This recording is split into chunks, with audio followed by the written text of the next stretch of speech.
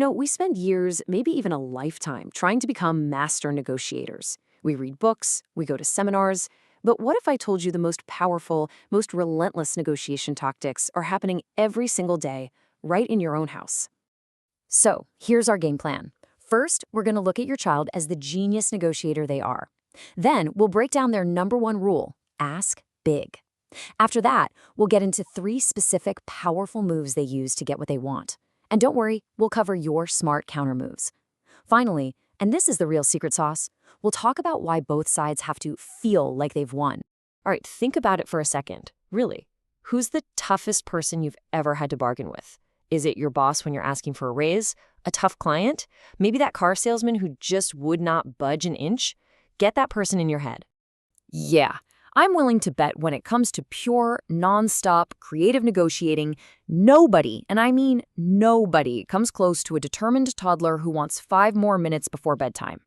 They are absolute naturals, and honestly, it's time we all started taking notes. And here's the wild part. Your kids are using these incredibly sophisticated techniques completely by instinct. These are strategies that seasoned professionals pay thousands of dollars to learn in workshops. Your child hasn't read the books, but they understand the game on a gut level. They know exactly how to frame the entire conversation from their very first move. I mean, this scenario sounds really familiar, doesn't it? Your son asks for $20, your immediate reaction is to cut it in half. No way, you can have 10. But stop and think about what just happened there. The entire negotiation is now centered around his number, 20. You're already playing his game on his field. And that means he's already won. And that leads us right into the number one rule of toddler negotiation, the foundational principle: always ask big. It sounds so simple, but so many of us are afraid to do it. To really see how powerful this is, let me tell you an old story. Okay, so picture this. An old couple, their little hut gets wiped out by a storm. They have no choice but to move in with their daughter and her family. But the thing is, it's a tiny, tiny house, already overflowing with 4 kids. Everybody is on top of each other, everyone's miserable, the whole situation is just a total mess. So in desperation, they go see a wise woman. And her advice sounds absolutely insane. She tells them, go home and bring all of your animals, the chickens, the pigs, all of them, inside the house with you. So they do it. And it goes from a mess to completely unbearable. It's pure chaos. After a week of this, they crawl back to the wise woman, who just smiles and says, okay, now take all the animals back outside. And boom, there it is. Suddenly, with the animals gone, that tiny, cramped hut felt like a mansion. It was peaceful, it was spacious, even with the grandparents still there. That first outrageous demand, bringing animals inside, made the final situation feel like a huge win. It's the same reason that when your kid asks for a pony, suddenly that $60 video game doesn't seem so unreasonable anymore, does it? All right, so asking big is rule number 1. But kids have a whole playbook of other moves, we'll call them gambits, that they use to get their way. Let's pull back the curtain on 3 of the most common ones you're probably going to see before you even finish your coffee tomorrow morning. So first up, we have what's called the Vise Gambit. The genius of this move is its simplicity. It's just a short, simple phrase that's designed to make the other person feel like their offer just isn't good enough, and it pressures them to make a better one without you even having to say what you want. Now, in the business world, you'll hear this classic line, but where have you seen it at home? Oh, I know. You give your kid 1 scoop of ice cream and they just give you this sad look and say, that's it? That right there, that's the Vise Gambit. And it makes you want to add another scoop, doesn't it? They're making you negotiate with yourself. Okay, next up is the trade-off Gambit. This one is absolutely essential.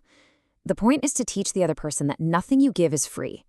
Every time they ask for something, you immediately ask for something in return. This stops them from slowly nibbling away at you with a bunch of little requests. So the corporate version sounds like this, right? But at home, we use this all the time. It's, sure, you can have dessert if you finish your broccoli. Or, yeah, you can go to your friend's house after your room is clean.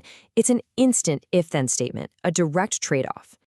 And finally, we have the absolute master move, the higher authority gambit. This lets you say no, or at least delay a decision, without being the bad guy. You just push the final decision onto some other unseen power.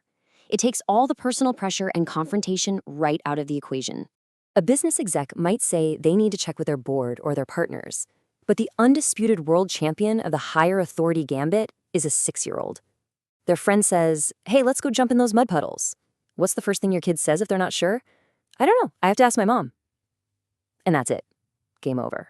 Okay, so now we know the playbook. We can see the moves coming. The question is, what do we do about it? How do we respond? Well, the trick is not to get frustrated or emotional, but to have a smart, ready-to-go counter for each one of these gambits. This is basically your cheat sheet. When they hit you with the vice that you'll have to do better than that, don't just offer more, put it back on them. Ask, okay, exactly how much better? When they ask for a freebie, you immediately go to the trade-off. If I can do that, what can you do for me? And when they use their higher authority, mom said no, you turn it into a collaboration. All right, let's work together and figure out a plan that mom would say yes to. And all of this brings us to what is maybe the deepest and most important lesson in any negotiation. It's not about winning by crushing your opponent. The real art is making them feel like they won, even if you got pretty much everything you wanted. That's the secret to making a deal that actually sticks. And the psychology behind this is actually really simple. If a person walks away from a deal feeling like they lost or like they got cheated, they're going to look for a way out. They might not stick to the agreement. But if they feel like they fought a good fight and won a hard-earned concession, they will champion that deal. They'll defend it. It's all about their perception of the outcome. This story just nails the concept perfectly. A buyer comes in with this massive contract, 23 paragraphs of demands. The seller reads it and decides to fight like crazy over one single sentence. That's all he focuses on. After a lot of back and forth, the buyer finally, reluctantly, agrees to remove that sentence. And the seller felt like a champion. He felt like he won, even though he'd agreed to the other 22 and a half paragraphs.